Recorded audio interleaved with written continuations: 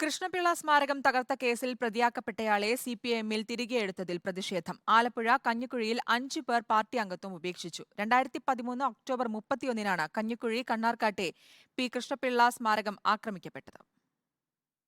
കൃഷ്ണപിള്ള സ്മാരകം തകർത്ത കേസിലെ പ്രതി മുൻ ലോക്കൽ കമ്മിറ്റി സെക്രട്ടറി സാബുവിനെ 3 മാസം മുൻപ് സിപിഎമ്മിൽ തിരികെയെടുത്തിരുന്നു. ഇതിനെതിരെ ജില്ലാ സംസ്ഥാന നേതൃത്വത്തിന് പരാതി നൽകിയിട്ട് നടപടിയുണ്ടായില്ല. ഇതിൽ പ്രതിഷേധിച്ചാണ് കണ്ണർക്കാട് ബി ബ്രാഞ്ചിൽപ്പെട്ട 5 പേർ രാജിവെച്ചത്.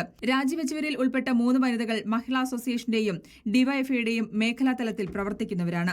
CPIM Kannarkkad local secretary Sabu, CPIM അംഗങ്ങളായ ദീപു, രാജേഷ്, പ്രമോദ്, BS അച്യുതാനന്ദന്റെ പേഴ്സണൽ സ്റ്റാഫ് അംഗമായിരുന്ന ലതീഷ് ചന്ദ്രൻ എന്നിവരായിരുന്നു പ്രതികൾ. സ്മാരകം തകർത്ത കേസിൽ തെളിവില്ലാത്തതിനാൽ പ്രതികളെ ആലപ്പുഴ പ്രിൻസിപ്പൽ സെഷൻസ് കോടതി വെറുതെ വിട്ടിരുന്നു. സിപിഎമ്മിലെ വിഭാഗീയതയാണ് സ്മാരകം തകർത്തതിന് പിന്നിലെന്നായിരുന്നു കേസ് അന്വേഷിച്ച ക്രൈംബ്രാഞ്ചിന്റെ കണ്ടെത്തൽ.